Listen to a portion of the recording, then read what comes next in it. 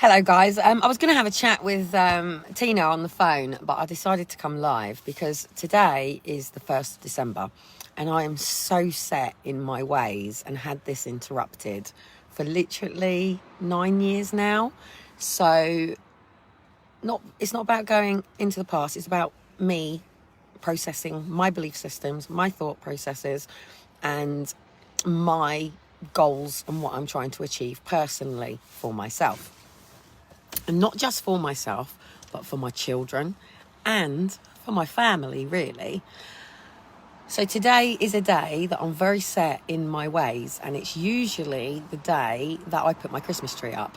And I've done that my whole life because my mum used to do it on the 1st of December or thereabouts around the first weekend in sort of December. Now, officially, your Christmas tree isn't meant to go up until Christmas Eve, right? But for me, I've always loved the twinkly lights, putting up the Christmas tree, doing all that sort of stuff and settling in for what is known as the Christmas period, right? But I'm trying to come out of these mindsets, not even mindsets, but control belief systems that say, right, you get up on a Monday, you go to work, and these are the times that you get to take time off. This is the time that you get to break. That's a very, very slave mentality. It's a debauchery thing. It's basically going, right, it's this time for you to go and get pissed, go and do all of this stuff, buy loads of commercial things, and basically spend all of the money so you don't have any savings, right? And then you go into the 1st of December, 1st of January, which is meant to be the new year, which is not the new year. The new year is not the 1st of January. We've got a calendar missing as well. There was originally 13 months, not 12. And it's like, it's really difficult when you're looking into history and you're going, but hang on, this history was wrong. Or like a lot of people are going to have to deal with something that I've been trying to deal with for a long time. And I've known for nearly 7 years who was on that aeroplane list of Jeffrey Epstein's, right? And I've been sort of going, there's some names on this I can't get my head around. And one of the main ones was Kevin Spacey. So Kevin Spacey got named today by the aeroplane person, right? And when you're a kid and you look into the ways of the world and the world, right, you learn from your parents, yeah? So they're the first people that you learn from. Hence why our royals, yeah, are allowed to shoot all of the geese and goose and turkeys and any bird that flies that doesn't have parents, right? So if you don't think of me as a human right now, think of me as a goose or a turkey on your Christmas dinner, yeah? And these birds fly, is it like south and north, right? And what they do is they imprint on their parents. So the parent leads the way and the children follow. And literally that is their safe point, and they are allowed to fly in that line. Now, any bird that goes off that line and isn't with parents is prey for the gun shooters. They can basically shoot those turkeys and the guns down, turkeys, ducks and all of them down, because they are not imprinted on their mother or their father, yeah? And that's how it works, right? And that's exactly the same for humans, right? Babies come into the world, they look to their father, they look to their mother, they look to their grandparents, and they look to their family people around them. But we're not getting the opportunity to do that with our children. Our babies are not getting the opportunity to come into the world imprinting onto the people that they are meant to be imprinting onto. Why? Because now, even at the age of 2, you're going to be forced to put your children into nursery to go back to work. Now, they're going to keep pushing certain laws, right, on you and sliding things in.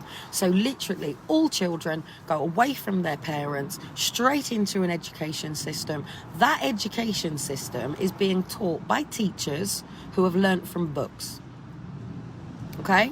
They have basically all gone to a university So take me as psychology, and I have been arguing psychology for years. And I very, very, very first went into psychology when I was about 17, okay? So, in fact, it's a bit earlier than that, about 16. So, and the reason that I went into psychology is because I was in foster care and I was being taken to see psychiatrist after psychiatrist after shrink after shrink. We know what the problem was. I had a physical condition. I never had a mental health condition. As a child, as an adult, I am consistently telling people this is real, okay? So even things like, obviously, I mean, Dean is in a house. I'm not going to show you, obviously. I'll show you one of his neighbours, so I'm not showing you him, yeah? So obviously, it is this sort of street. So it is a house, and it is a big house, and it's a lovely house. And Dean's done really, really, really well. Hats off to him. You know, humbled that he's actually done this. So then you've got today. Everything before today does not exist. It's gone. We never, ever, ever get that time back from yesterday. New Year's, and not so New Year's,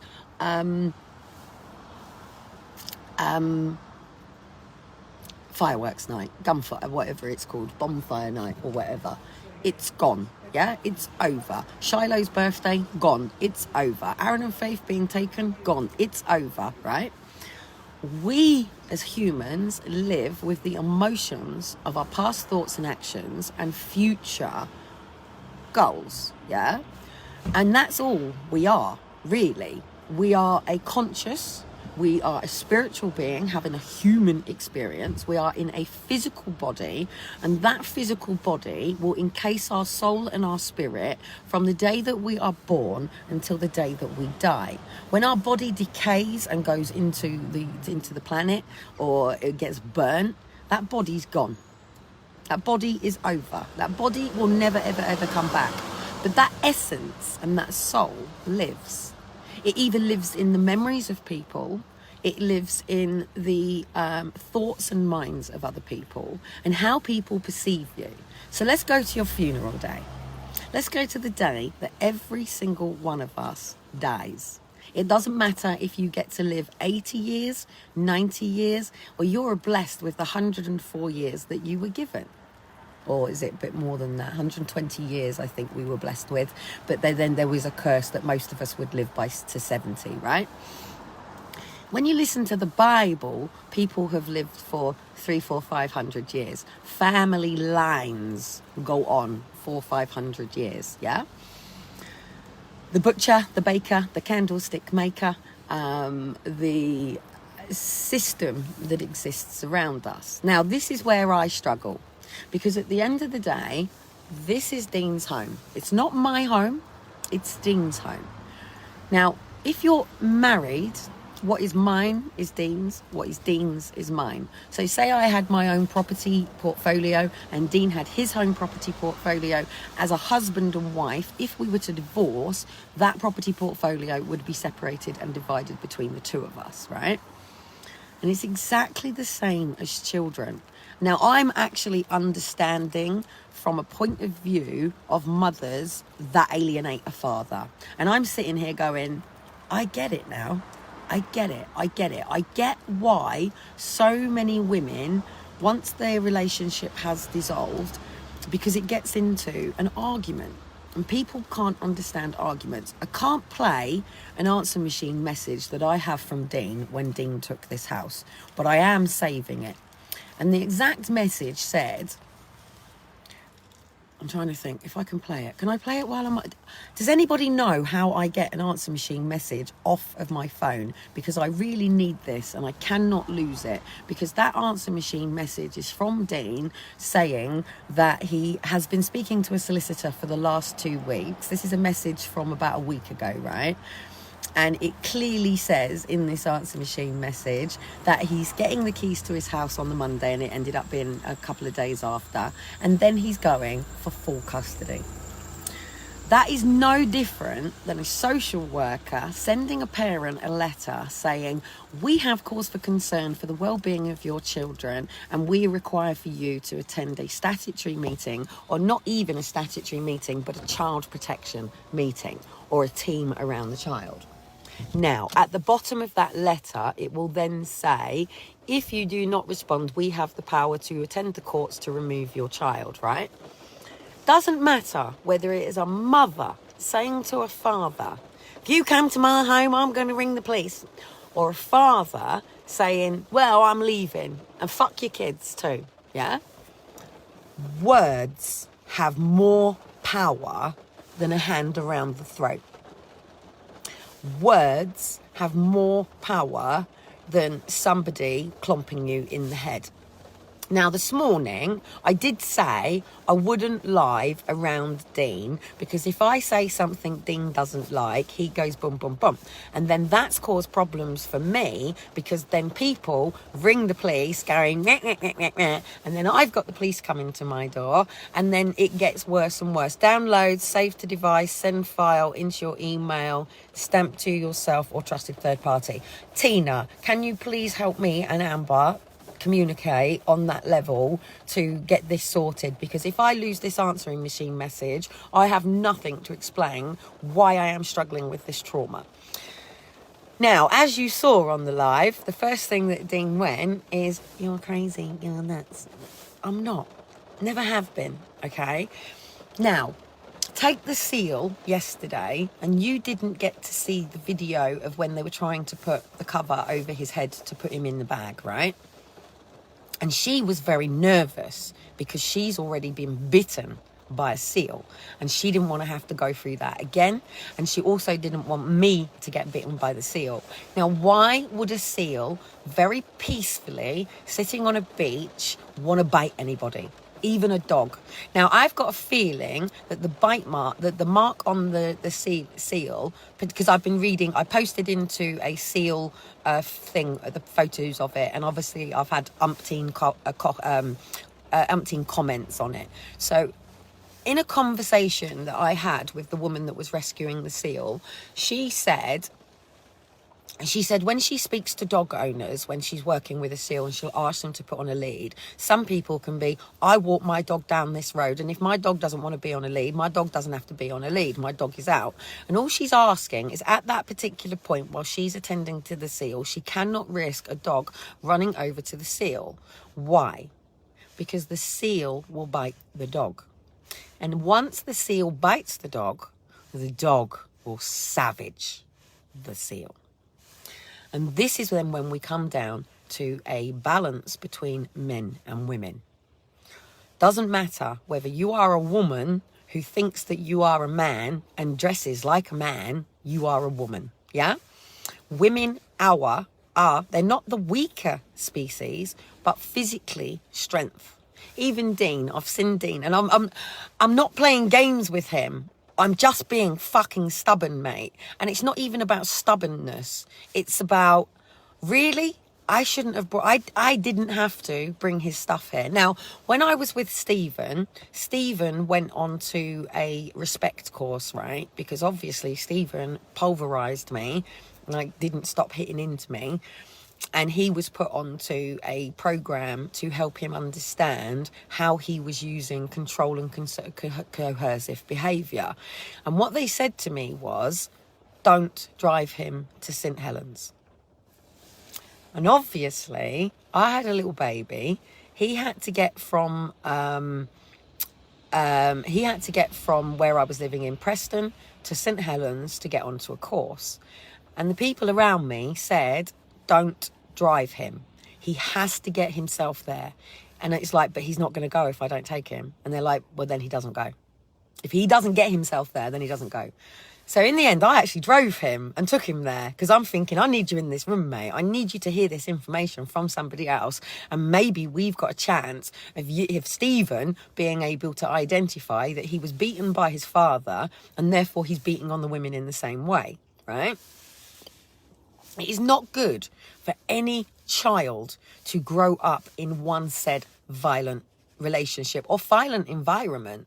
And that doesn't matter whether it's Northern Ireland, where children are being used on the streets within war. It doesn't matter whether children are growing up in the Congo, picking up guns and fighting. Most people just want to live in peace. But there is a difference between peace and suppression. This is all very quiet. but that is not peacefulness. That's suppression. When I was living in Edgbaston House, that wasn't peacefulness. That was suppression. That was control and suppression. When I was first pregnant with Elijah, and we decided the best place to come was around my mother, yeah? Even to Dean today, he calls my skinny lesbian mother. I said, you know what? She'd be really happy with you calling her skinny. She's been called fundifiers and all sorts all of her life. That's the first time anyone's called my mum skinny. And this is where the words come in again, doesn't it? What somebody says to you is only a truth when you accept it to be a truth. Nobody can make you feel inferior without your control, without your consent. But it is very difficult to do that. It's very difficult when you don't have all of who you are. And this is what's been taken away from so many of us. 1, the power to think for ourselves. 2, to make decisions for ourselves, and 3, to be able to get on with our lives, moving around the world as we choose to do so. Now, obviously, there is a mutual respect. Don't throw litter in a different city. Don't go into somebody's town. And whose town is it anyway? Is it really the mayor's? Is it really Parliament's? Is it really the government's land? Is it really? Is it the Queen's? Am I sitting in a registered car to the Queen that's owned to the Queen? Does the Queen own everything that we have and are? Yes, she does. How? Because it's all registered. When we register our child, we are registered on a birth certificate. Yes, we can't walk around as JR30 4418C. We can't walk around, and that's all you have to give to the police, by the way. If the police ever come up to you and then people go, what are you putting that number out? Well, that's who I am. That's who I am. I am JR30 4418C. I am not Kellie Cotton to this system. I am JR4418C. That is my national insurance number. Okay? So even on your paperwork, that's who you are. JR3418C. If a policeman knocks on my door right now and I have to wind my window down, he asks me to identify myself. I identify myself as JR3418C. And he would know who that was. He would be able to go into the system, put JR3418C in, and it would bring up anything to do with me. Now, if I go into the bank want to know, where is my address? Where is my, how many children have I got? And what is my company? Now, funny enough, I've opened up my bank account this week and gone in, and there it is. There is the Challenge Britain bank account that was shut down after Aaron and Faith were taken. Now, I have a feeling that the lovely little gentleman that I was talking to in Barclays Bank, because I got him to pull it up, I said, is there any way, because this is a different account from when Aaron and Faith were taken, because when Aaron and Faith were with me, I had a current Barclays account, not a bank account, a current account, okay? I also had a business account, and I had one called Protocol Challenge Britain and Challenge Britain, and they were my companies. Unity in the Community was the one before that. So obviously you register that as a bank account, and this is exactly the same as what MPs do. So Kellie Cotton, if you look at your, there's a lot of people that are probably on my live that know this information, and there's it's in my other coat, and there's probably a lot of people that don't. So if you get your cash card out and have a look at your name, it will be in capital letters, capitalized. On here, it's capital first letter, all lowercase. Everything else is capitalized, so it can be capital. Every single person is entitled. They don't like that word, entitled. But this was done through piracy, through pirates. So when pirates and maritime law, they would turn up with their ships and their cargo, and it was about your slaves. How many slaves do you have on your ship? And where are them slaves going to go? Are them slaves going to be sold at market and put off out like our chickens and our sheep and everything else that's done in a farming factory? Or is that person going to take land? Now, these houses were built probably back in the Victorian days, would have been the coal miners, workers. And that was like the army. With the army, you have a home and a job. My point being with all of this is, at the end of the day, we are free beings to think, do as we like. Now, obviously, I've only got just over half a tank of petrol. So for those that don't drive, this here is my petrol. So this shows me how much fuel is in my car. And this is where it is right now. This whole thing there takes £76 to fill, right? So I have the freedom right now to get into my car and drive anywhere I like. I can get onto a ferry as long as I have a passport, as long as I have all my documents, and as long as I move through without being peaceful. I've got no guns, no weapons, no bombs or anything like that. I am free to literally go. And I have a passport. It runs out soon.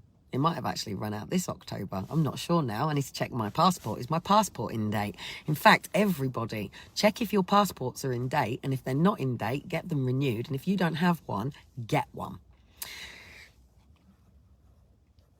There are certain obligations in this world and community that make life very easy.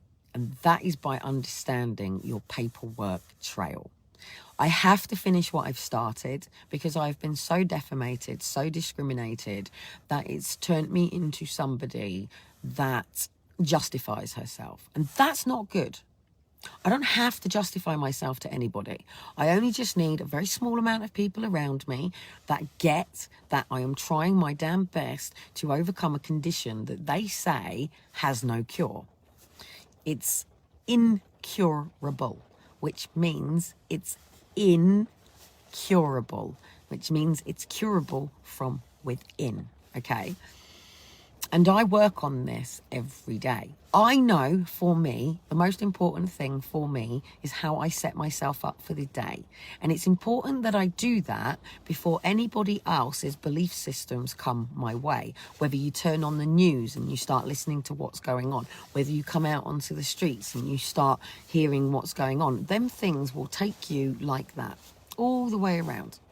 Now, this morning, obviously, I made a comment to Dean that at the moment, the boy's coughs are getting worse. He does have heating, but he's on a different, like mine, my gas, electric and everything at the moment is all paid up until the 31st of March, yeah? And I'm trying to come out of this monthly money. I'm trying to come into a way where I can just literally free fall all day. Now, one, you have to be a business to do that. And then you've got to produce your accounts. Now, if I have 2 years books, that then means I can look into property and I can show how much money I have, whether I can afford to pay that monthly and pay off that fee. So that mortgage will keep me into a mortgage for, say, 24 years. To basically get up, to go to work, to every month, to be able to keep paying, to basically pay back the bank and the interest, to never, ever own my own home or the land that it's on. Just go, keep it going. Because then when I die, it all goes either to who I leave it to in the will, or it just all goes back into the box and goes back to the Queen, basically. And then she can put it back onto the market through solicitors and sell my home when I'm gone, basically. So, at the end of the day, Dean and I have been absolutely battered by social. Dean doesn't know whether I'm trying to take the boys from him. I don't know whether he's trying to take them from me. But then this morning, straight away, another mum posted to then say, her children were not taken they were not forced adopted. It was the father and social. Now, at the end of the day, like Dean did on that video, and I'm going to keep it on there, and him going, "You're crazy." I'm not. I just get gaslit a lot. And a lot of people don't know what gaslighting is. Gaslighting is when somebody will tell you you are something that you are not. And they will try to get you to believe that that is what you are. And then you feel shit. Or more to the point, the biggest challenge that you then have is how do you walk away from a situation when you have children? Now, at the end of the day, I could go to knock on that door and Dean can have it locked like it was last night. Now, you all know that Dean posted a message to me last night to say, I'm going to lock the door, but I'm going to put the keys in the letterbox. So when I got back, the door was locked, but the keys were not in the letterbox. So obviously, I then hear Dean on the other side, and then he goes, well, you must have pushed them through the letterbox then, because they were in the letterbox. No, they weren't in the letterbox. And then when I come in, he went, oh, they were on the floor. You must have pushed them through. No, it's all about making me feel insecure. Now, is Dean doing this with intentions and on purpose? I don't think so. I don't even think he's aware that he does this. Does that put me in a vulnerable situation? Yes, it does. Should we listen to what other people say and go, you got to get away from that person? No, because then I become the fear that Dean was, that I'd had children with him to take the children, and then he can turn around and go, see, told you so. Now, at the end of the day, it's about communication, isn't it? So how do you get two people to talk to each other who are both on different pages, and you've got to get them together to work together? Now, this is when social goes wrong. If I sat down with anybody and explained, meeting Dean at Downing Street, and what I believed I was going off to what had actually happened, straight away, we would be separated immediately, and the children would be taken. That's based on the system. That's wrong. And it is, because it's social that we're gaslighting, not Dean. But social never, ever, ever threatened to take the children from me, actually. All they said is, we don't know if you're keeping the kid. And I'm telling them, well, it's not an option that I'm not keeping the kid. Why are you even saying these words? Because then what you do is you create a resistance with me. Yeah? Say like Dean. I could easily go in there now and completely empower Dean, clean his home, even help him paint it, just to make sure that I can drop the boys off with their dad and have a nice time. But then I'm trying to explain to Dean, I'm not interested in a week-to-week or even a month-to-month timetable. I need a daily timetable, yeah? It has to be daily. You wake up in the morning, you have a morning routine. I'm assuming most of you brush your teeth. Mine, as you can see, was a dirty menthol, which I haven't actually got. I don't buy Backy, if anybody knows. Dean did. He borrowed some money off his friend and went and bought some Backy. I literally, as you know, you heard me on my live last night. Some gentleman put a little bit of Backy in there. Do I want to quit smoking? Yes. Do I enjoy smoking? No. Do I enjoy the battle that goes on with the nicotine monster? Feed me, feed me, feed me, feed me, feed me, feed me. No, I don't. So sometimes it's easier to give in to that monster, isn't it? And just have the fag. And keep that bad negative cycle. Keep going.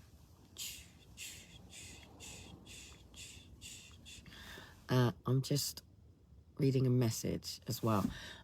Treated like slaves, it's why job centres won't let you be self-employed if you only earn enough to live on.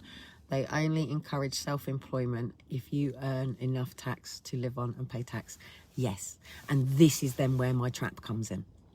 Because I'm stuck between universal credits and housing benefit, and hallelujah, thank the Lord, right now that I have a home in Portsmouth, that my rent is paid, and I know that unless the job centre could do this to me at any point, and this is the problem, I could literally go onto my universal credits and they could say, you've left the area. Well, I haven't left the area. I'm taking my boys, I've done it, you know, I've brought Dean stuff here. I've got a bag some food.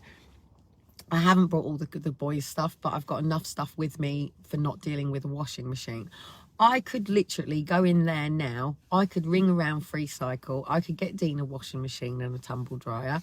I could help him get all the curtains up. But what's pissing me off is I asked for this help from Dean. And Dean kept going, you chose to get the house. Now, as you know, and you all know, social knows, so I can talk about this. Yeah, nobody can ring up and go, wah, wah, wah, wah, wah. Housing no, social no. And this is how much they are not really that interested, right? When I signed for the property, obviously I'd already lived with Dean somewhere else, and he'd abandoned me and the kids and left us, right? And left me with all the responsibility of all the bills and everything like that. And it left me knee-high in debt, because his attitude was he got the rent paid, he got the council tax paid, but he didn't understand the service charges. Now, when you're in a council house, the service charges is so you can ring them to have your boiler fixed, your plumbing, heating, anything. That is basically a monthly paying fee for your repairs, because people think people in housing get their repairs for free. No, they don't. They pay a fee on top of their rent, which is called service charges. And it's not just about hoovering outside the hallway. It's not about just the lights and the maintenance. That is part of that. It is about your repairs. So the difference is Dean is in private rental, right? That is not secure for me. One, his landlord has let him move in. Now, even if you go into a social housing, you can go into some really dirty, really grimy houses. No, not many people ever walk into a private rental or even their own home or a council and walk in and go, this is my home. And it's no different than your physical body. Sometimes you've got to get in, you've got to take it all back down to basics. Sometimes you've got to go in, you've got to cut all the plaster down because it's been chipped at. Sometimes you've got to go in and completely strip the bathroom and the kitchen out. Now, when it's your own home and when you're investing in yourself, it's different, because you're investing in your own things. Now, when you invest your time in other people, it can get wasted. And this is where I get pissed off. And this is what can make me what could be considered a bit of a snap narcissist. And that's because I don't mind giving my time, and I don't expect any praise or gratitude. You know what's so nice about yesterday? Yesterday with the seal is gone, yeah? But do you know what? It was so nice to go on and see so many comments from people, and it wasn't, oh, you're so wonderful, you're so great, up your own arse. It was just simply, thank you. Just a real simple thank you for making that call. Thank you for taking the time to be there with them. Now, had I had been taking my kids to school, going into a job, I wouldn't have been able to have done that. And I wouldn't hold anybody responsible who's got to be somewhere immediately. Like even Tina this morning. I spoke to Tina this morning. She's got to get her kids to school. You go get your kids to school. And she put some time aside for me at 9:30 to speak to her. But I felt at this particular point, it was probably a better idea for me to keep going on here. I need to speak to people who are married, people who have been married for 30, 40, 50 years, people who have got past really horrible hurdles, people who have got through things together, because they're the people that are going to direct us into the right way. I don't know what the future holds for me and Dean. Me and Dean are really lovely people until you try to put us in a bag. Basically, and we become like the seal. In fact, when I was at school, I was a right biter, because boys would come up to me and try to grab my breast. How did I deal with that? I bit. Anyone tried to pin me down, I'll bite you in the inside leg. And that's how I dealt with it. Any person who, like when we were kids, it was manhunt, wasn't it? A big game of manhunt. And some people used to go a little bit too far. And in childhood rape was really big, especially on very privileged estates, and also very poor estates. It was very, very, very big. That's why a lot of parents kept their kids in and took them to classes. But you expect to be able to drop your children off with their swimming coach, their gym coach, their football coach, their tennis coach, any coaching that they may be doing that is going to make them better at what it is that they're doing, whether that be skating, scootering. Everybody needs some form of teaching and coaching to be better at what they do. How you exchange that time that somebody gives you to teaches you at this particular point is all about money. Whether it be £15, £25, it's all about somebody's qualifications. Take a personal trainer. Take an Olympic athlete. No Olympic athlete gets to where they are without their coach, manager, physio team, doctors, and everybody. They did not get to that level by themselves. Even Eddie Eagle Edwards still had a mentor and a coach. He may have only had one person, but he still had somebody. And we all need that. It's meant to be in our own family environment with our father, our mother, our parents, and everybody. But people like me don't have that. If I rang my mum, first thing my mum would want to do is get Dean out of my life. She's wanted to do that since day one. She didn't even know the man, mate. And in fact, actually, he was very polite, very pleasant. My mum sat when he showed her videos of his daughter singing. Now, please do remember that Dean's daughter is on like children's programs. She's a model. She's an actress, and my Dean is sharing his daughter with my mother. Yeah, showing a video of her singing, and my mum is sitting there going to me, "Am I colouring my tongue? Oh, not good." So anyway, we've got a storm brewing. I don't know what to do. I'm panicking about my house because my windows, as you know, smash out. So I'm going to ring my housing officer and say, look, I've come up to bring Dean's stuff here. I'm a little bit nervous, obviously petrol budget. Nobody can send me any money at the moment to even help me. It's not something that you can even do because I'm overdrawn. And I'm overdrawn by quite a bit, so it would just literally chunk in to take this off me, and I will be overdrawn now until the 18th of December, and then that will have to go. So it's 18 days away from now. Now, at the end of the day, all my stuff is done. It's covered. I've got my phone on. My car insurance is paid this month. But who can keep living month to month to month? It's horrible. It's horrible. Now, I could make £150,000 by my face and my voice being used by a robot. I have contacted them.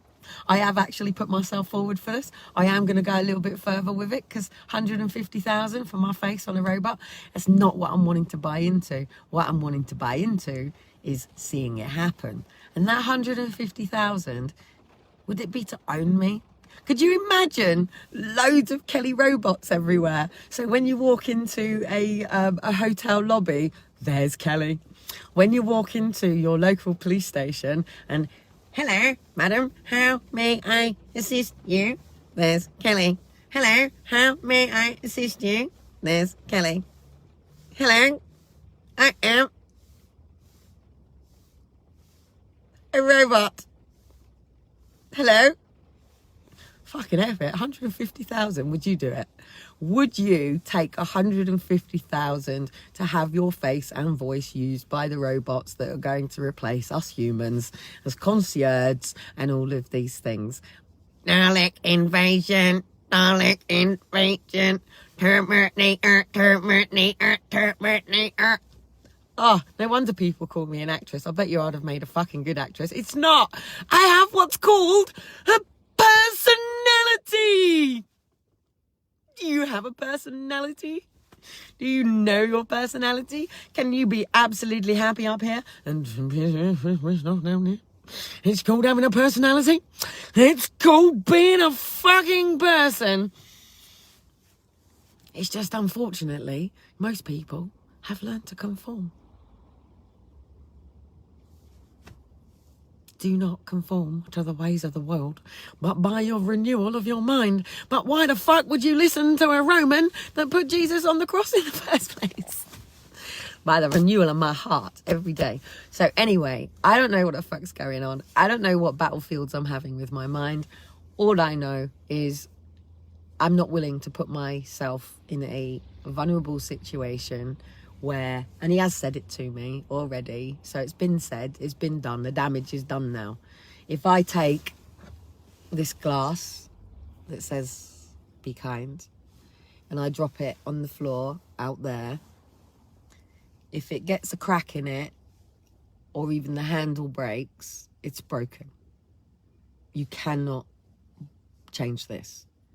So please, to all the men and women out there that have children together, be very careful and gentle how you speak to each other.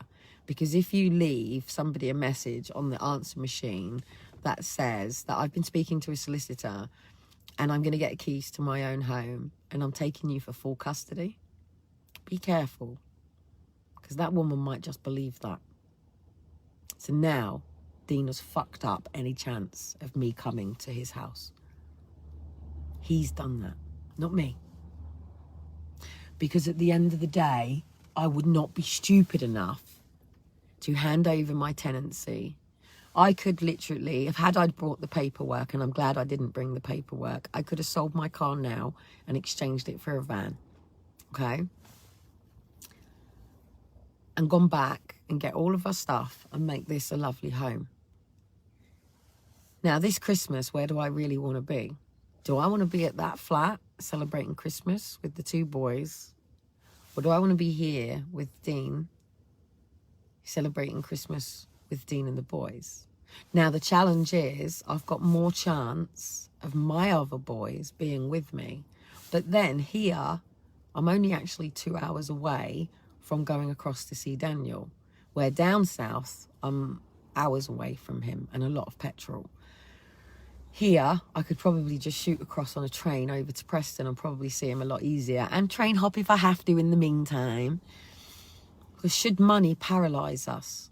Should we not do what, like even that lady yesterday, should she had not driven that seal all the way down because she had to cover that petrol. Now, luckily, we bumped into somebody who gave her that money for that petrol to get there. And even I said to her, please don't give it to the charity. Please use that for your petrol money to get that seal over there, because otherwise it's coming out of your own money. Now, if we budget ourselves and we go, look, we make this amount of money and 10% of that money is all going to help people, that's different. I'm not a rescuer. This is not what I'm dealing with. It's not a case of me going, I'm refusing to deal with my own issues and I'm just going to go out there and keep rescuing in an avoidance. That's not what's going on. It's never what's been going on. When I first ever designed Challenge Britain, it was mainly because I was sick and tired of doctors and physios and all these people telling me I can't do something. I don't like being told I can't do something, especially if it's something that I really love. And even Nick the other day said to me, what do you mean they said you couldn't go to a physio, to a chiropractor? And it's like, when you are advised not to do something and somebody puts a reason, it creates a belief system, okay? And you will make decisions based on that belief system. But what if that information is wrong? And that's why social media is so bad. Because people are taking things on and accepting it as a truth. And it's just somebody's perspective. It's just somebody's opinion. It's just somebody, like even now, are we all going to class Kevin Spacey as a rapist and a child abuser? But who's to say he's not? And at the end of the day, whether all of these people have been on Epstein's plane or not, doesn't mean that they were involved in all of that stuff. Epstein's far from the only playboy. I'm an ex-escort, remember. I know what that world is like. I'm not an ex-playboy bunny, though. I'm not that pretty. They're stunning women. But what's the point of being beautiful if you're not beautiful inside? The most ugliest perceived woman from the outside, or man, can have the most beautiful heart. And the Lord did that because ugliness is more about character on personality. I'm not a horrible, bad person, but I am scared. And I'm very scared about this life decision and everything right now.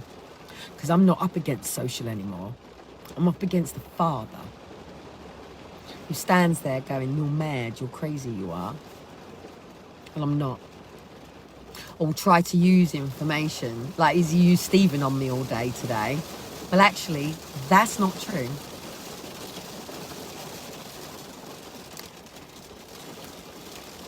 But I'll tell you what, if I just go back home, this is going to be hard work. So anyway, it's pissing it down now, as you can tell. The storm is coming. I have rang one of my neighbours to say if it comes in. I think the best thing that I can do right now is just let housing look after my house and tell them what's going on, really. My worry is Dean registering the boys here at a doctor's, because the moment that happens, I'm fucked. Wow. It's hail. Oh, hail Jesus! Hail.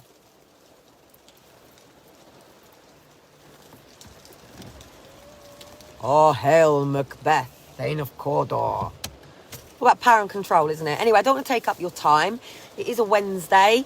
I'm still aiming to speak to them at Darlington for tomorrow. I can speak to Darlington whenever to do this, but this was if I was going to be staying here to give me an opportunity for a job.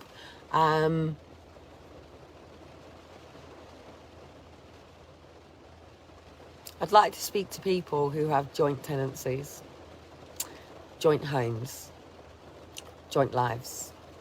And I want to know whether them people have ever overcome all of the trust issues and insecurities. And people will go, if there's no trust, there's nothing. So what? You shut them down?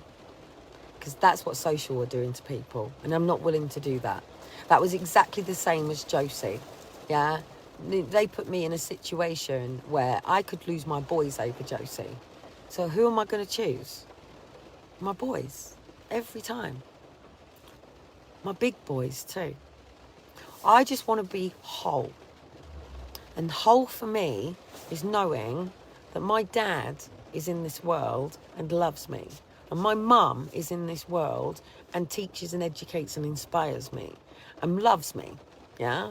And my boys are there. They're just on the other end of the phone. We're not disconnected in any way, shape or form. Just like what they've done with Aaron and Faith. Aaron and Faith were born in my womb. They are my children and their fathers. But I don't know where they are. And it creates this whole distance and this whole void. And it's no different than fathers and mothers that are travelling over from other countries to try to give their families a better chance. People don't want to be having to live with bombs going off, soldiers at their door. That's not happening here in England yet. But it is happening in other countries. So anyway, I've got a decision to make. Do I risk it and get back home? Or do I go in there and help Dean out as a man? Not as the man that I fell in love with, who I thought I was going to marry, but as a man who's got a home and he hasn't got his dad coming up. His dad didn't even want to see him when we left, and so we didn't go. Dean was desperate to go and see his dad. And all he got was, well, one of the other kids is sick now, and, you know, if you come over, we don't want the kids getting sick and all of this. And they just shot him out. He needs a friend too. And I'd like to think that I could just go in there and clean his house for him, with him, and help him move his things, so I know full well that either way, if I'm dropping my boys off at this door and leaving, that my boys are in a warm home. They can have a bath and a shower. He tried last night and the water wasn't working. And it's not like a council where you can just ring up the council and they come out like that. Private rentals meant to have the same rules and the same laws. But Dean's never done this before. That's not my responsibility or fault. But now I'm understanding why Dean didn't get all of that stuff back at the beginning. The landlord helped him with all of this stuff. Not everybody knows how to do something. But that's not what we've got to worry about. It's not the how. It's the why. Why do you want to do it? Why does it matter? Why is it important? Why? Why? What is your why? Because the how is the Lord's, Mother Earth and the universe's job. We just have to set our intentions. So if I set my intentions that I'm going home, I've got to be careful what I say, because the Lord could take me to where my true home is. But at the end of the day, he got me here. And if it wasn't for me down there, that they wouldn't have got that call. So many people have walked past that seal.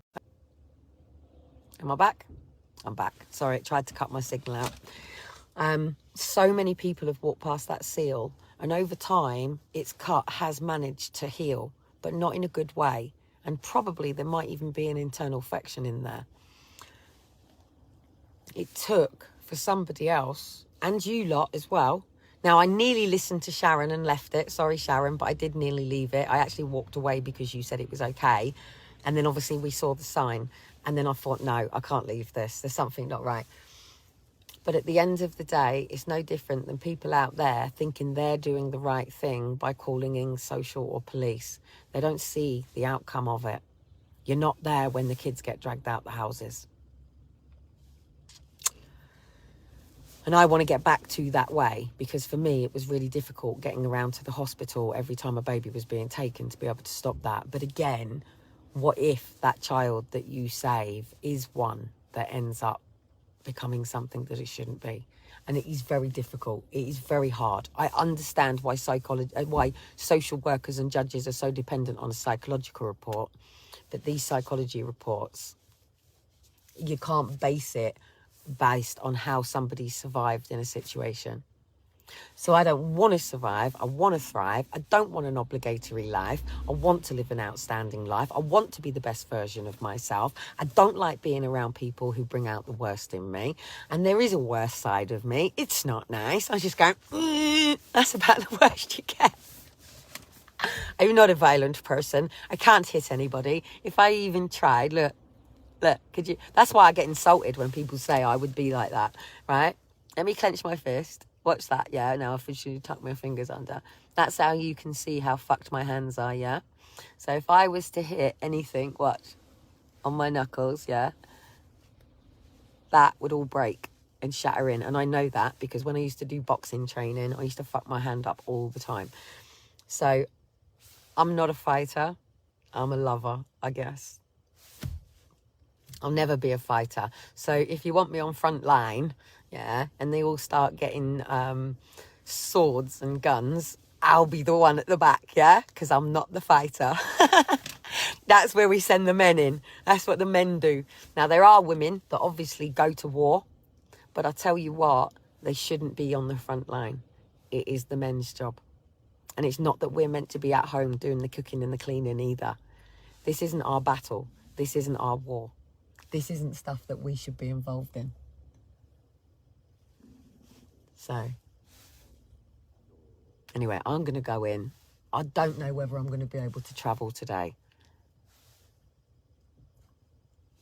Money, money, money. What'd I do if I had loads of money? Fucking hell. If I had loads of money, mate, I'd get you all into London or into somewhere. Just get you all together, pay for all your travel to just come down. And we just sit on the floor and we go, right, we have all got the opportunity right now to decide where we want to be, what country we want to be in, what environment we want around us, what lifestyle that we want, what things that we want to be doing, and not based on our time being taken up by everybody else.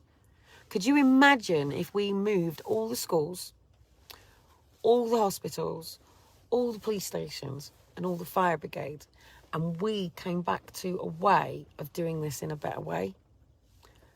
Now, the challenge is, if that house goes on fire, you'll want a fucking fire engine. If all of a sudden people start erupting into a fight or a riot, you want someone to come and stop it. And if my son's chest gets any worse, I need somebody who knows what to do. Same as that seal. I wasn't educated or experienced to even look at that seal and be able to tell whether he was okay or not. Because we are not trained to be all of ourselves. We are trained to be compartmentalized, to be part of the system. And that's not where I need to be. The best thing that I could really do is let go of my home and everything that is with benefits and be free to go and do things myself. But I tried that before and I lost my 2 kids. And as you see, of all of the evidence that I will post up, is they didn't let me work. They didn't let me be independent. The only option I have ever been given is to be on benefits.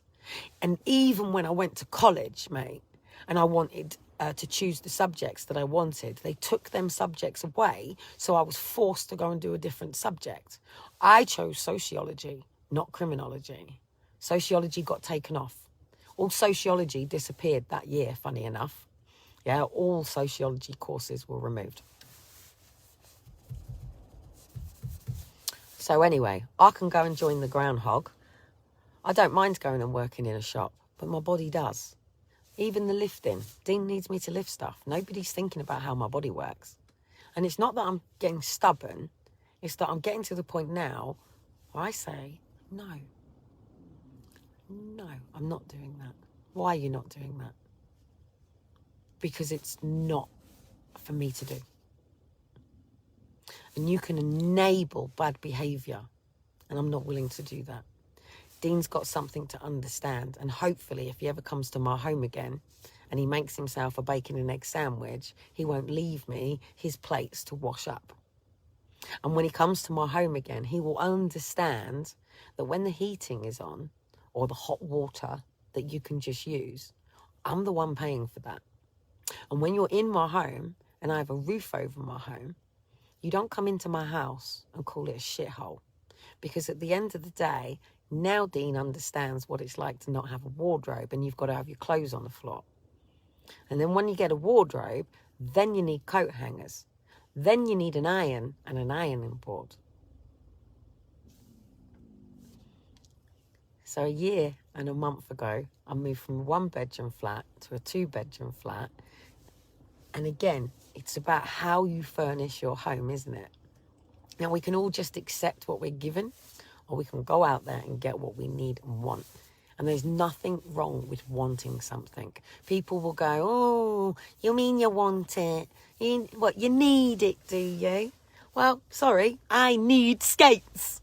I want skates. Skates are who I am. It's what I do. It's what I love. Even my son's been on my skates this morning, warming himself up. Now, I'm not having a go at Dean. I'm trying to explain. But I don't need people around me that force me to have to shout or raise my voice, because I cannot use violence. And I would not use violence. Not on my children, not on an adult, not on a person, not on a thing. It's not who I am. It's not what I do. Now, do people like to use that on me? I've had it my whole life. My whole life. Even my own mother used to be like it with me. And all it has done is made me go, I'm going to live somewhere where no one can do that to me. But the reality is they can. Even the police. Say all of a sudden I knock on Dean's door now and Dean decides not to open that door. That is going to cause me absolute fucking mayhem. Do I then bang on the door? Because then the neighbours call the police. Or Dean can call the police. Or then he'll go, you're scaring the kids. So am I then to leave my children on the other side of a door where I don't have a key to the home? It's not my tenancy. It's not my house. And I know many women who have put themselves in that situation, and then it becomes civil. And the mum has to then take the dad to court to get them back. No parent should be in a fight or war over the children. But what do you do when it doesn't work out? Like, seriously, what do you do? And this is why I think this country needs to be focusing more on love and relationships and what that truly means, and the responsibility of children, and really honing into people that children aren't something that's going to love you. Yeah, that's not what children are here for. They're not here to be your, oh, I don't feel lovable, so I'm going to have a child to love me. That people need to be taught that shit. So when people are having teenage pregnancies or going off and having children, and having a child with somebody isn't going to make somebody stay with you and love you. Do you know this? Like, that is not part of it. And all this stuff has to be taught to people, because then it's going to stop men having sex with women that they don't love, not in love with. And it's going to stop women from even opening their legs to men that aren't going to be committed and sticking around. Oh, but it's just sex. You can put a condom on. You can have protective sex. You can make sure a child doesn't come into the world. People should be choosing when children come into the world, not just children just popping up. I'm not saying anything that I've done is right. I'm saying use my mess as a message, mate. Don't fuck up your life like I have. Every single one of you deserves to meet the right one, have a family, and be able to travel this world as a family, husband and wife, with your children and with your family's blessing, maybe even going with you, or not even travel, to choose where you want to settle. Because at the end of the day, no person is an island. No person can paint, decorate, clean, maintain a house, run everything, keep everything going and make sure it goes. It takes two. Noah put us on the ark 2 by 2 for a reason. One, that was about mating and keeping species going, but actually it's what it's about, isn't it? Mating, keeping more children going, and keeping the human species alive. Because if all of a sudden every single woman closed their legs, every man was too freaking scared to let his little semens go off into some woman, and we didn't procreate, then, we would become the dying breed of humans. So we need this, but we need people coming into the world knowing who they are and what they love, because then you haven't got to deal with somebody who's a receptionist who doesn't want to be a receptionist. I'm sure that woman who's an accountant probably doesn't want to be an accountant. She'd probably rather be out here with the animals. So be where your service is. It's not about a job just over broke. It's not about work. It's service. My service is to what I do, and the Lord will make sure that I am provided to do this. Today, my decision is I need peace of mind on my home, and I need Dean to understand that if I put my body, I've got my own home to go out and clean. I've got my own Christmas decorations to go and put up. Whether Dean and I work out or not, Dean has a right as a man to a key to his own home. Now, all of a sudden, he's had a council come back to him and say, we think we might have a house. But nobody in the 7 years has actually helped Dean from the moment with all the social. Dean did not understand that by going to social for a house, we were going to have the multi-agency framework. He has never lived in council. He thought it was me doing it. And I'm trying to explain, it comes with the council house, mate. It comes with this system. You're asking the system to give you money, whether it be to cover the house of your roof, or whether it be the money that they're giving you for your children, or the £350 for you as an individual. I think it's like, 5-3. I think it's about £300, £350 or something per person that they give a month, whether it be the child or you. That's how they've sort of worked it out. And that's no way for anyone to live. And it really isn't. It might feel like you've got this roof over your head and your children go to school and you've got this, but you're living a life so much less than who you are. And living on a 6-figure shouldn't change. It's not about going, right, all of a sudden I've got this money, because you can't take that money with you. A rich or a broke person is exactly the same in the coffin. They're just a decaying body. Their money doesn't go with them. And even if you threw all your gold, somebody else is going to come along and dig it up. It's not going to decay with you. Can't take these things with you. So anyway, I don't know what I'm going to do right now. All I know is I'm 5.5 hours away from my house. I'm not feeling very secure right now. I'm not feeling...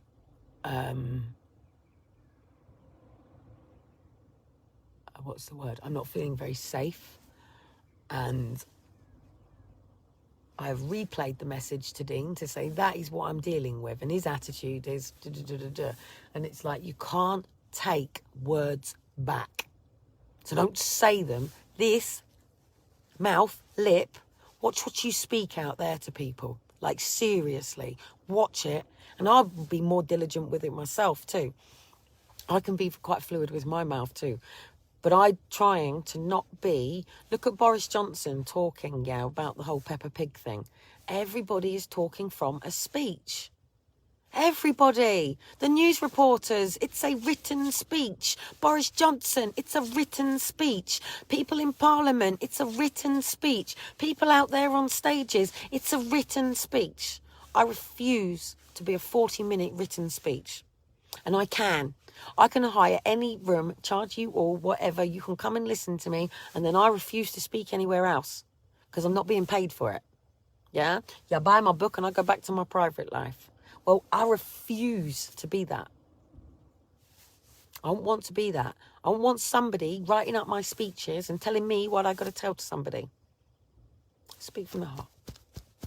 And all I'm saying out there is over the past 9 years, I've been dealing with people who are going through forced adoption, denied contact, parent alienation, and long-term foster care. And I've been trying to understand why. Okay? Now, I believe a lot of women out there, when they separate from their partners, are actually the ones that are going, well, get out my house. Well, because most of you are on benefits, and it's really, really difficult for any person to take on a joint tenancy. It's very scary. And this is where the system should be helping people. They should be helping couples come together. But Henry VIII came along and he decided that he needed very many wives and he couldn't keep chopping off her head. So he created this thing called divorce, a get out clause. So nobody takes relationships seriously. Nobody takes for life. Children are for life. I am 30, no I'm not, I'm 43. But I am my father's daughter and my mother's daughter, and I always will be. And just because my mother and my father have taken 40 years, 38 years to talk to each other, I'm the one that's had to suffer in between that. Now, unfortunately, there's another woman involved in this triangle now, because my dad's married. So how many fucking wives do these people need? One to do the mopping, one to do the washing up, one to give the blowjob, one to take it up the arse, one to sit down and do it, one to do mission statement, and don't forget the one that's got to go out and do the shopping. So to all you men out there that think you can have multiple wives, whether you're a Mormon, whether you're a Muslim, that's not the way it's meant to be. Us women, we are sick and tired of being fucks. We are more than a fuck, and no disrespect to our children, and we love our children dearly. We were somebody before we became mums too. Like I'm Kellie, whether you want to spell it with an I-E or with a Y like my dad did, and it's tattooed on my dad's name as Kellie, Kelly. It's my mum that changed it to a lie, L-I-E, and made me Kelly Ann Avis Forrester. Because at the end of the day, my dad is James William Avis, Jimmy. My mother was Sharon Jane Hill. So when I was born, my parents weren't married, and I became Kelly Ann Hill. But Hill was not my nan's name either. That was my mum's name from my nan, but that was my granddad's name. And it gets confusing, doesn't it? So then, when my mum and dad got married, I took my father's name, which was Kelly Ann Avis. And for years and years and years, and there's a couple of people on my post today, so there's a few people that have been helping me out on my post today, and they're actually my childhood friends. So they haven't known me my whole life, But these are people that I hung around with as kids, whether it be at my dad's, whether it be at my mum's. I do recognise that some of you are obviously married and don't have your names, but I do know who you are, and I do know that we went to the same schools together and things like that. But even then, nobody knew me at school. I got called Moose, Minga. I had eggs thrown at me at school, and my mum used to say people are jealous, and it's like, jealous of what? What are they jealous of? Jealous that I got to battle with things that people don't even know I'm battling with. And most people are battling something. Me, it's emotion. And it's not about regulating my emotion. It's about being around people who can handle raw trueness. Because we sit with therapists now. Don't cry now, you've only got 30 minutes. Well, our parents will do it to us too. Oh, don't cry now. Don't cry now. People can't handle it. But it's time to take people with the good and the bad. And actually, it's not bad. It's not a problem to be emotional. It's not a problem. Sometimes you've got to get your shit together and pull it together, yeah? But that's for the best of everybody else. And then what they'll do is they'll use the kids on you later. They can rant as much as they like. But when you do, the kids... Oh, I thought you were all about children now. Children don't like it, you know. So then you can't say nothing. So anyway, I've taken much of your time. I don't pay your £9.50 an hour to be here and listen to me, I'm afraid. I don't want to say those words, I couldn't afford it. I do appreciate it. I appreciate you all so much. And I would love to meet up with you all. But I've got these two lives that exist at the moment. One where I'm free to be myself. And the other one that's a bit of a pain in the arse at the moment. And I love people. I do. But I am starting to think that I might go and work with animals. I don't mind being bitten by an animal. I do mind being bitten by a human, because then I've got to deal with the police. I just got to deal with the RSPCA, and they're all right. They're not trying to detain you, but they call the police. So anyway, I think I'm just going to keep working on the fact that I'm going to train, and I'm going to keep training until eventually I can have 9 people around me and I can physically protect myself in that situation. I might work on it my whole life. Who knows? But until I know that I feel secure in those situations where someone can grab me, somebody can hit me, somebody can touch me. Me, what I've always had in my life, bangs around the head. That's what I get. Stephen used to fucking do that too. And it's like, or you get, shut me up. I've had it my whole life. People want to shut me up. And they have physically done that to me. Even teachers at school have physically put their hands over my mouth to shut me up. Maybe I'm speaking truth that people don't want to hear, and I'm going to keep speaking.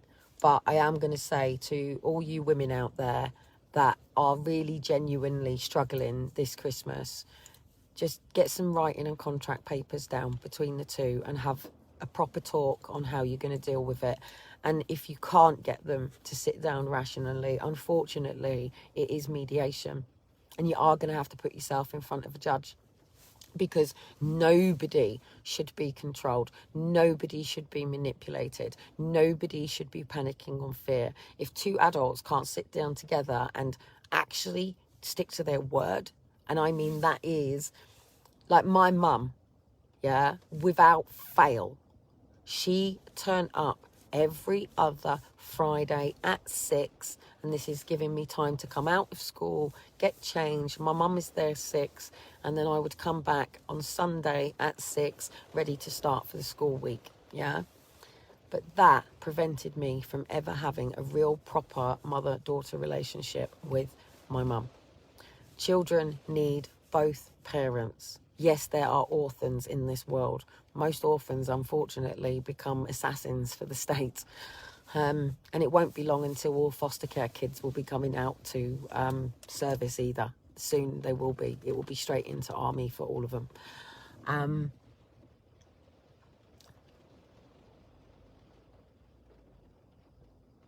Just ask every single one of you to just take some time today to just sit in silence and just monitor all the things that are coming into your mind. And when you finish, just write them down and just ask, Where are these thoughts coming from? Is it a belief system that somebody's put on you that you're trying to get off of you? Or is it a fear? Is it a false evidence that appears real, that is just a fear? Or is it your intuition kicking and screaming at you that something is coming towards you that is not right? And that's how I'm feeling right now.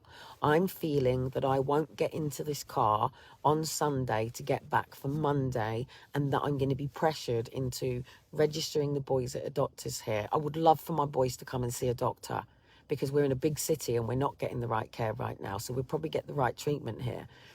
But that scares me, because I think the system needs to accept that there are a lot of children living between two parents, and we have to do something about how this budget works, because it's scaring people.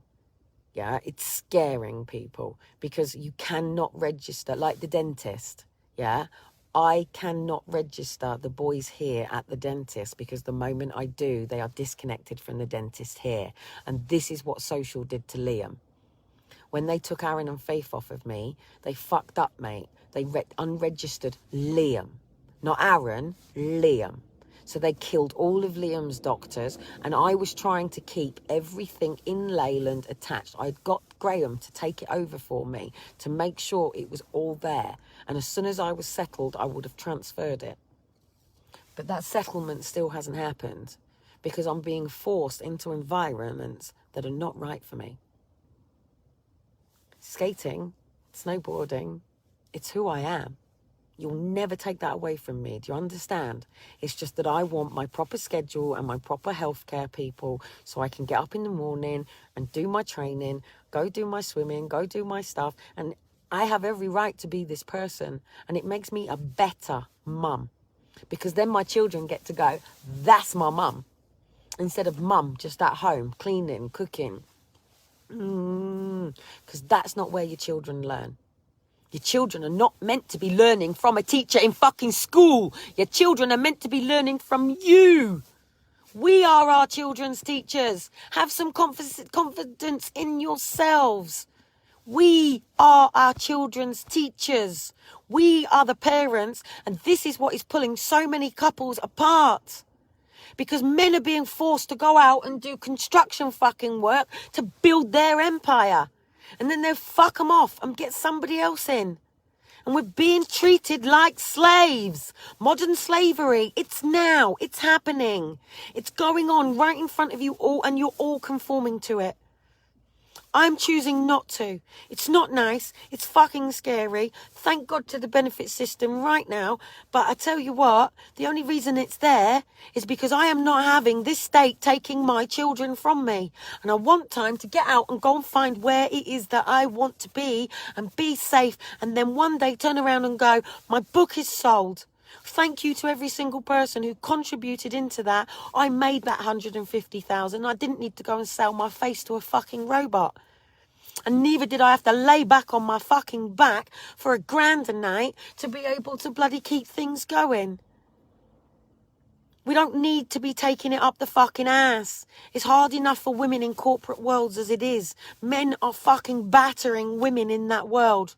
They are battering them. Women are trying their best in corporate worlds, and they are being used and abused, mate. And women are not speaking out about it because they're too scared. Well, I tried. I tried being self-employed. And do you know what they fucking did? I ended up in a fucking threesome with a fucking director of the coaching academy.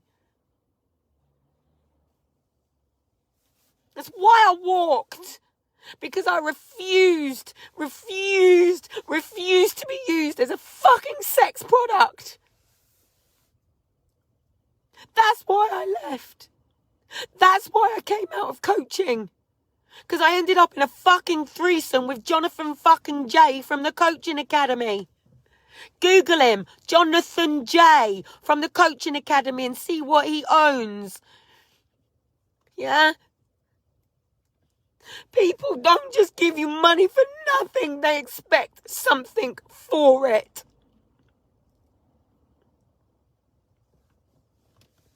Now, I have been blessed. But even the people who've helped me out with money, yeah? Now, luckily, Tina, who's helped me out with stuff, and I want to say things because not everybody has a real name and not everybody wants to be acknowledged for these things. But these people are not doing to me what fucking Lisa did to me, mate, when she helped me out with the hotel. You give me money, mate, you don't own me. Do you understand? You bless it and I bless you and I thank you. But that money is no different than a coat or making me a coffee. Yeah? You don't expect things off of me. And sex is not something that you will get. And if Dean can't get his fucking head around it, you put a ring on it and you marry me for sex or you fuck off. It's as simple as that. I'm not a free storage and I'm not anymore. His artwork's still at my house. And it's not secure and it's not good. Okay? And he'd have a go at me if all of a sudden it all come out. And he'd say, I'm the one that fucking busted it. Probably. Whatever. And I'm not a sex slave. I'm not a whore. I am nobody's whore. I'm a woman. And my body is my body. I choose when I open my legs. There is no person out there that will ever physically rape me mentally. And that's what's happening to women. Women are either coming out of clubs drunk and men are taking them home and they're waking up in the morning. And then you start with shame. Then you start with guilt because you knew you didn't want to do that. You knew that person didn't love you. And then people are going out on dates and they're getting gaslit and they're not even realising what's going on around them. And then they're finding themselves in bed. I will give the judge one thing. He got me to talk about my sexual boundaries. Children. He said that I could not protect my children from sexual abuse because I did not have sexual boundaries. Because I didn't get the correct help. Now, I've proved to you that I did get the correct help eventually. I do have sexual boundaries. But as you know, when I was on Downing Street and when I first ever started, this was all about me finding my husband. My husband may be in that house right now. And my husband may have pulled off a really lovely home that we can all move to. But I am scared shitless. And I don't need people playing with that fear or that vulnerability. I don't need people coming in going this, and this. Now, this is the problem with social workers. You cannot sit down and talk to a social worker and explain things to them. One, they are not psychologists. They are not counsellors. All they are is information gatherers and witnesses for the state. They are not there to help you. Accept it. Get your fucking head around it and stop using and depending on the system and start all depending on ourselves and each other, where we don't have to write paperwork between each other. I don't have to send Tina a receipt or any other person. And she knows who brought my laptop. And I'm mentioning the laptop because obviously my laptop got broke, as you know. Yeah. And it brings it back to that day on why I didn't sign with Dean. Yes. Tina was the one that brought me that laptop. Dean did not intentionally break it. The atmosphere just got so fucking heated because we had somebody sitting there watching the fucking lives, causing us issues. Dean is then telling me to cut social media off altogether because it's just causing problems. And I'm saying, but what do you want me to do? Go and work for Tesco's? I will get there. One day I will be coming on and my videos will be about sunrise, sunset, and the memories in the middle. And you won't get anything else from me.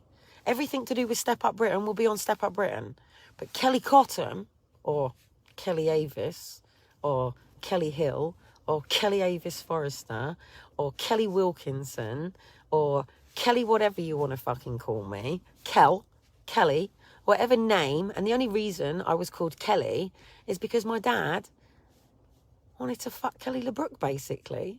Dean made a comment to me the other day, and obviously we were getting on at this point, and he went, "Why wouldn't you want to fuck that?" And I said to him, "Is that how men speak about me?" He's like, "Kelly, do you not get this? Do you not get that men are walking around with a penis in their hands trying to eye up whether they'll fuck that one or not?" And it's like, really? Do you men really think that way? Like, really? I don't believe they all do. I don't.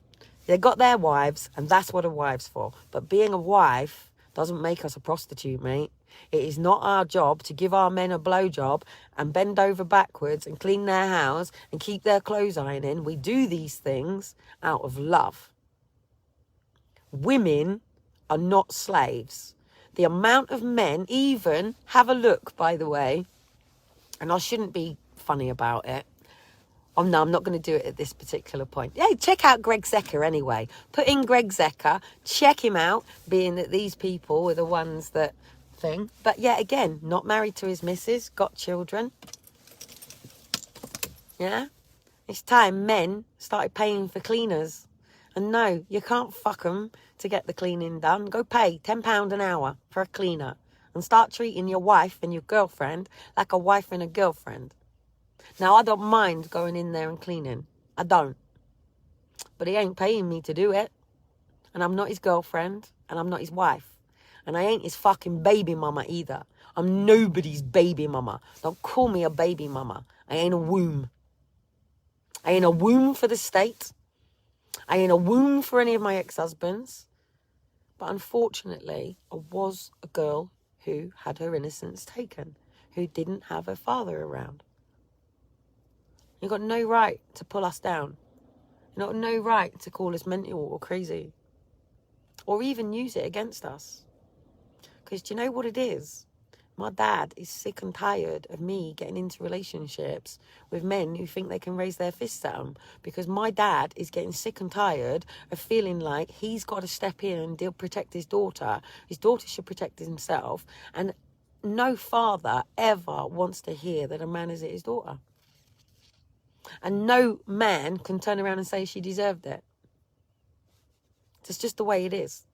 Now, at the end of the day, it happens. We live in a world, put two children together, they will fight. It will happen at some point, yeah? But you've got to pull that line in. But we live in a world that is teaching us to go and bomb countries, be soldiers, be police, and fight. So I think they need to be very careful what they're teaching people.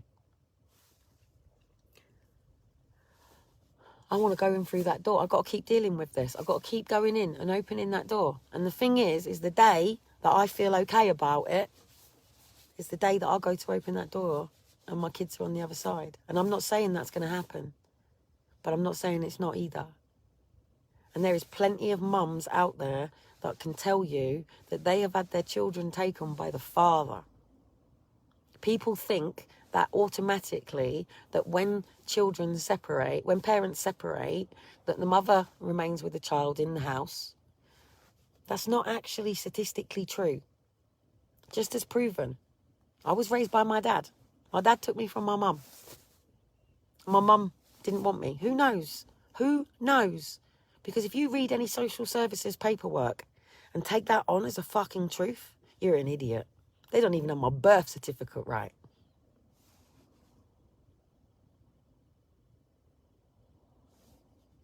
So anyway, if you really want to know me, come skating with me. I don't know, maybe we should all do something. I think we need a meet up. I think we need a bit of a Christmas. I think we all need a bit of a Christmas get together. The question is where? And who's got the petrol and who's got the money? So let's try and do something free. We've got plenty of parks, plenty of commons, plenty of things that we could be doing. Or even if it's just online, to not sit and listen to me rant. I am having a rant. I'm getting some shit off my fucking chest. It's what Facebook is. What's on your mind? I'm telling you, what's on my fucking mind is right now I'm scared fucking shitless. Scared fucking shitless of a lot of things. And I don't want to feel this way. Everybody wants to feel secure. Everybody wants to feel, oh, don't worry, be happy now. Don't worry, I'll be happy now. And I'll leave you with this. Tony Robbins, yeah, is a coach. His head of security, and please put in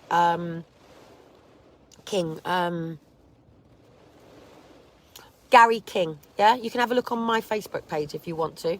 Gary King was Tony Robbins' security. Gary King's son hung himself. He killed himself, yeah? And Gary went to Tony Robbins and was like, My son's died. Now, what Tony Robbins teaches you is to change your state. It's all right, my son killed myself, but I'm still happy. And that's how we cause so much body issues, because we don't cry. Our tears is our healing. It takes all of the poison out of the body. The body keeps a score.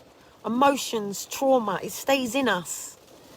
And people out there need to be going. Yeah, there's emotion in there. There's a trapped emotion. She needs to get that out.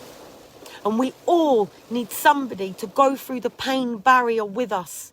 And we will cry and we will shed tears and we will get it out. And you don't need people around you going, oh my goodness, what's that? Acting. No, not fucking acting. Yeah, it's called emotion, feelings. Now, we don't get driven and controlled by them. But we have every right to go through the stages of grief. But someone like me can't. Because I cannot get to acceptance. I refuse to accept that I will never see my children again. Do you get this? Are people getting it? The cycle of grief. Look at it. Yeah, every single person, we're born, we die. There is a cycle of grief to deal with that. Yes. Someone like me keeps going around and around with this grief. And I need people around me that understand that at Christmas, I lay the table for 7 children, not 2. And okay, Jessica isn't here. And I get that, because she is not a living soul here.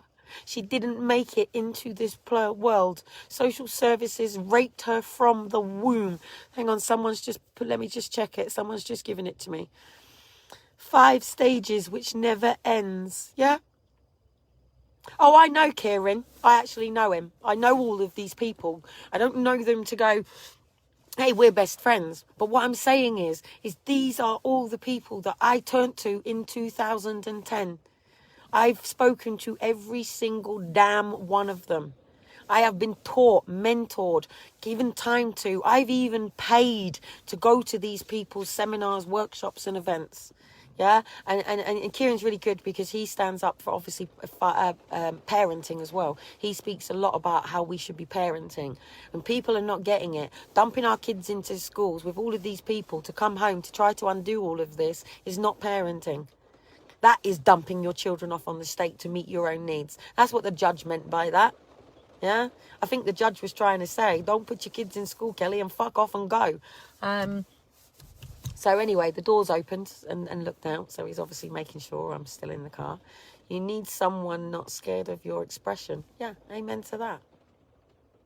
I don't think I'm not somebody to be scared of. Do you get that? I'm not somebody. Do you know why I don't smash cups? Yeah, I tried it once, and I did. Yeah. Oh, yeah, well, up to the Australians, always, darling. Australia. Hang on, let's see. Can I do an Australian accent? Probably fucking not. Australia. G'day, mate. Is that Sheila? Is old Sheila over in Australia now, honey? Is old Sheila? Sorry, can't fucking do it. But rooting for all you Australians, mate, because the Aboriginals, fucking help them. They are tribal people. Now, I am not saying, please, let's get this right. These children had gonorrhea, mate. These children had sexually transmitted diseases. Yeah? So I am not agreeing with anything that went on with why some of these Aboriginal children were removed from their Aboriginal families and then adopted in, okay? There is proof and evidence that these children had sexually transmitted diseases and there wasn't sexual boundaries in the community, just as there isn't sexual boundaries in a lot of communities, and children as young as 6, 7, 8, 9, 10, we have this 18, 16, 17 law for a reason. Because people cannot deal with the sexual emotions. Do you remember when you were a kid and you used to grind against each other and you get that little bit of a feeling that goes on? Yeah, I know full well my pussy thrives for Dean and his cock fucking thrives for mine. But that's a conversation between me and Dean in the bedroom if we're together. We're not actually together. Yeah, Thank you. I love your no bullshit attitude. Yeah, and I think that's the problem. And I think that's why people don't sugarcoat things. Even if I'm trying to explain to you that children shouldn't be being sexualized, mate. Not mentally, not physically, or not a thing. I had a pile of plates in the garage ready for a bad day. Never get round to smashing them because they're not going to change the situation, and you've got to clear it up. Yes, and that's the problem. I did it once, yeah, and I threw a cup. Do you know how far coffee goes? Yeah, Stephen used to do it to me all the time. Yeah, that's what Stephen used to do. Throw the coffee cup, throw the can of beer, yeah? And do you know what happens? It goes all over the ceiling. It goes all over the walls. It goes fucking everywhere. And then you've got glass. And then the problem is when it's the man that does it and fucks off out, you're the woman left cleaning it up. And I've cleaned up so many coffee cups that have been thrown in my face. It's that I've got this scar. Hang on, where is it? I was pregnant with Aaron. Now, Social didn't know any of this, by the way. I'd already left. This scar here. There. That was for Stephen had a pint glass. Now, I'll give him his dues, right?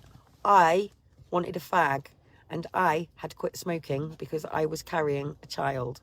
And it was getting to me with him pecking my head. And all I wanted to do was go and have a fag. And he went, well, go on then. But I got glass in my face for doing it. The moment I lit that fag and put that fag to my mouth, carrying his son, he literally threw the drink in my face. But he caught me with the glass. And I was covered in blood from it. And then I went to a multi-agency framework meeting.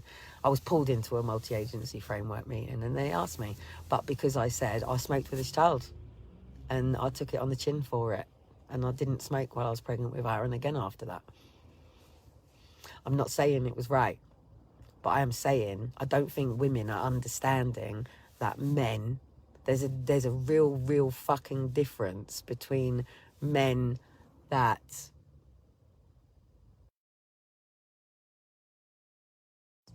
and I'm not saying that any violence to anybody is right. And I'm not even saying that what Stephen did with that glass is right. I'm trying to say to you that the reason that he did it is because I put his son at risk by smoking. Okay? I did. I smoked. Yeah. So men out there, if the women have got to give up smoking, you give up smoking too. So anyway, I don't know what I'm going to go and do right now. Everything could be all right. But I could literally be coming on this live going, he's kept me out of that house and the kids are in there. What the fuck do I do? And I'm just not willing to be in that situation. But I'm in it now. I'm in that situation now. That is not my home. I have no keys to that house. It is not my contract. It is Dean's. Mine is 5.5 hours away from here. So how does a mother separating from a father, what am I meant to do? Drop my kids off with their father and sit outside his house for 5.5 days or whatever days? We've not even got to the point at the moment where we're even talking about what's going to happen next year and how the kids are going to be moving, because we're coming into Christmas now. And at the end of the day, my boys need their dad and they love him and he loves them. And whatever is going on between me and Dean is about healing. Now, this could be our opportunity now to get back and get the fuck out of council and get the fuck out of it. And Dean could turn around and go, look, there's a contract, even whatever, there's a contract. But I cannot do that without all of that. But does a contract really mean anything? At the end of the day, like I said, don't ever tell a mother that you're going to go for full custody. Don't ever threaten a mother that you, look, 100% want you guys to work. Don't misunderstand me, blessings. And I think a lot of people do want me and Dean to work, but a lot of people didn't. Even, he says some of the, he's a lovely man. I absolutely adore and I love him. But I understand how scared he is too. But at the end of the day, in order to check whether somebody needs treating who doesn't want to be treated, you don't need to be stuffing us into bags and dealing with us biting to get us in. because we're not animals, and we can speak, and we can communicate. I thought you were a soul mother. You stopped doing lives for ages. I don't think I've ever actually stopped doing lives. It's all been down to maintaining my phone bill, maintaining my credit, and also just building up, because I need to be the director of Step Up Britain. And I need to go and sit with them fucking idiots and go through this again. But what I'm telling you is, as a woman, as a businesswoman, it's not fucking easy. And a lot of women have had to get there by undoing a button, to get into a boardroom, by having somebody slapping their ass, and it's not all men, mate. I'm not a man hater. I've never been a man hater. Never, ever, ever. I love my father dearly. I think men are wonderful creatures. I think you're awesome. And I think women are too. But I just don't think that we are. Yeah, I would never, unless it was true love. Even if it's true love, mate, I'm still not willing to do it. No. Do you know why Aaron and Faith were taken from me? Because I was classed as homeless and I had a tenancy, but it wasn't a secure tenancy. So in this world, you're classed as homeless. Yes? To be a free person, you've then got to be called a gypsy or a nomad. These people, as in the state, need labels. They cannot cope if they can't put a label on you. They need to compartmentalise you. They need to put you in a box. They need to. They have to, because they can't cope with you otherwise. They can't statistically analyse you. No, the men respect you more if you don't. Next, let's just go to this, by the way. Now, do please remember, me and Dean slept with each other on Downing Street. Yes, I think me and Dean are probably the only people that have probably had sex on Downing Street in a tent. That did happen. I was literally completely beaten by everything going, and Dean was there, and I laid with Dean, and obviously we had sex. It happened. And later on, that continued having sex, and a child came along, and that child being Elijah. As you know, I sat outside a prison. So yes, labels are for jam jars. But how do you define whether it's a strawberry, a raspberry, or whatever else jam that you may get? Or maybe you want to put raspberries, strawberries and jams and called it mixed fruit. So I am a mixed fruit, I guess. But at least I am a fruit. Yeah, what label? Kellie. There's your label. And you can't define me by my surname either. What do you want to do? What, call me a commoner? Well, I'm sorry, I'm not. And I'm not a lady either. But my blood, now you're getting technical. Am I getting technical? Sorry, darling. You know, a lot of people to please. I'm not here to please people. I'm just here to say what I've got to say. And some people will listen to it and some people won't. All I am saying is, with my understanding from the last 11 years of parent alienation, denied contact, forced adoption, and all of this stuff, is that we are living in a society that's given up on marriage and family. Yeah, we are all sovereign beings. I'm a queen, did you know this? Did you know that you're a queen too? Did you know that we are all men kings, women queen? There is not one queen that sits over us and is the queen and we are the peasants. And this is what is wrong. This is what is wrong with this world. Tracy is a queen. Katrina is a queen. Lizzie is a queen. Laura is a queen. Yeah? We are all queens. Now, this is the problem. We lose our queen consciousness. Yeah? Yes, Peter. Peter's wife is his queen. Now, that's a man. Out of everybody, I think the only person I'd probably really have a conversation right now, no disrespect, is probably Peter. I think Peter is probably, one, he's married. I like married men. Yes, not because I want to fuck them, but because I actually trust that if you love your wife, mate, I am no threat. I am not at risk. I am not in danger. Now, I'm not saying that things haven't happened. Yeah, I'm not saying that there aren't people that are unfaithful. But I tell you what, I would rather sit down with a couple that have been married 30, 40 years and really listen to those people, because the problem is a lot of social workers are single women. Not a lot of them are kids. So the moment you say to a social worker, you know, you could have been married 30, 40 years dealing with a 19-year-old, 21-year-old social worker, yeah? And people are not going to make you work on conflict. Sometimes we need our fucking heads banged together, a big fucking clout around it, and sometimes our kids need a fucking good wallop. And I'm not saying that's right either. Yeah, what I'm saying is people are scared and they run away from what they're scared from. Yeah, and that's not the way to deal with it. And this is why I guarantee you there is probably a lot of true loves that have been separated by social, and people are damaged, because at the end of the day, a queen needs a king. And we do. We are king and queen. But the difference is you don't treat people like pawns, and you don't have to think that there is an enemy against you, because nobody is trying to take your queenness away from you, and they can't, because we're not talking about being a queen and sitting over people and thinking that these are our people, darling. Oh, darling Roger, would you please tell the chef? This is why I can't have Amber. Do you understand this? I would say this very, very clear. In terms of Amber coming over to be my au pair, one of the things that I really struggle with is Amber's black. I love Amber. I haven't got a problem with Amber being black. Not a problem. But I have got a problem with walking down the road and me being somebody with a black slave. Amber ain't my black slave. She's my friend. I don't like to say but she's my friend. She's been here for fucking 7 years, for God's sake.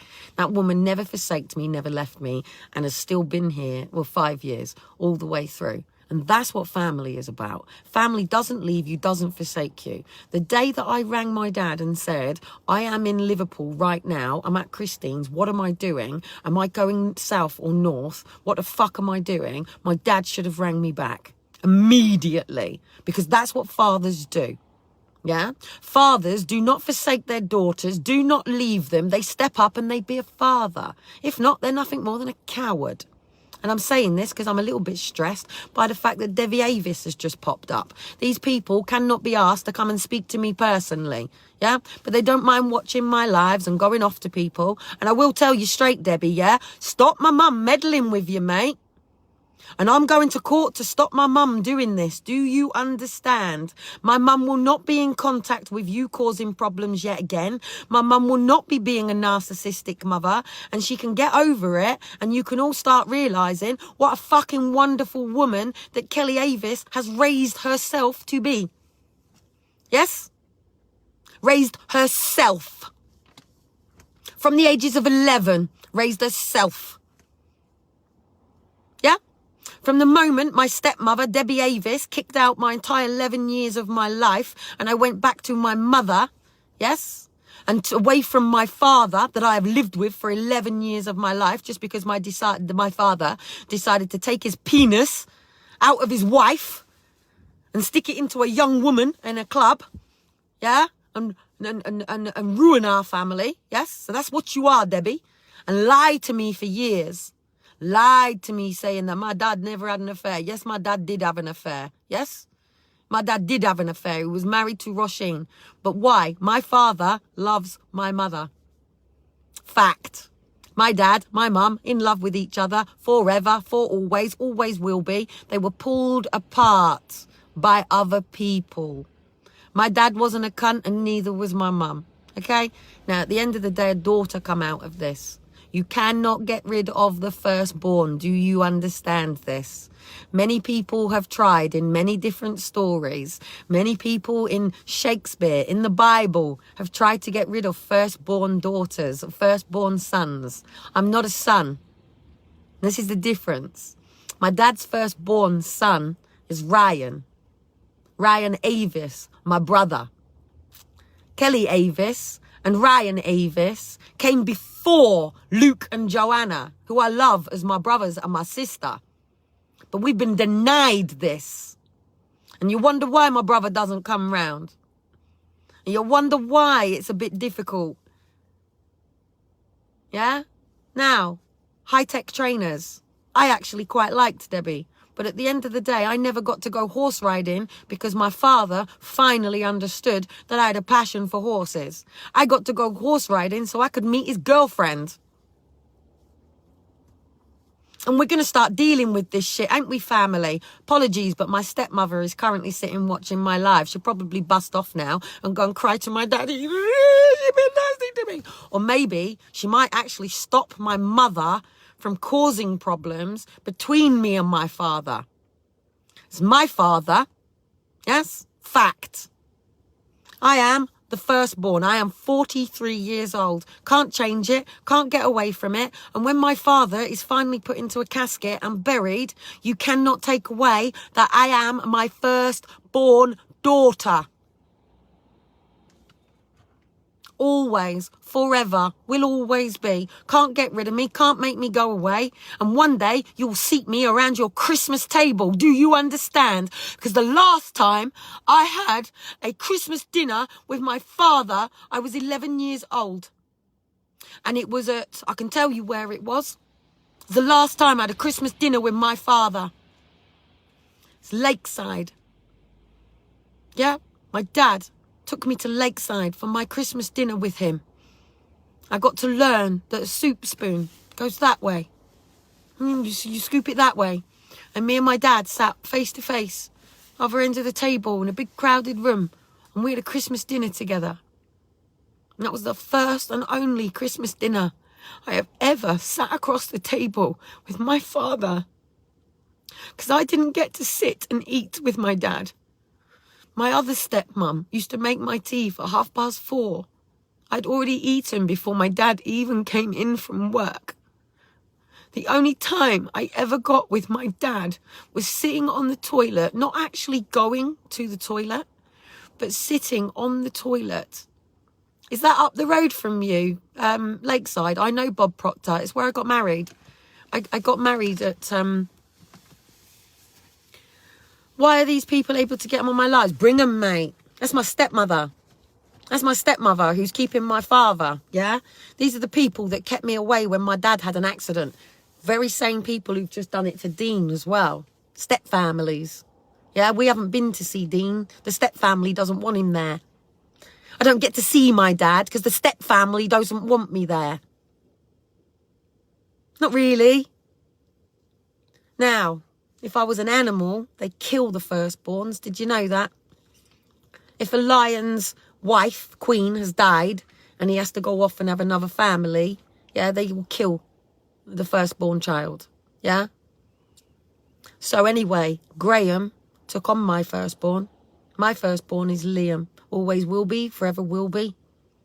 And these are the people I need to be sitting down because my children have every right to all be around their table with their mother, but they have the same rights with their fathers too. And if it's going to go down, mate, and if it's going to fucking be step families, then it goes down like that picture that I said, that two families work together.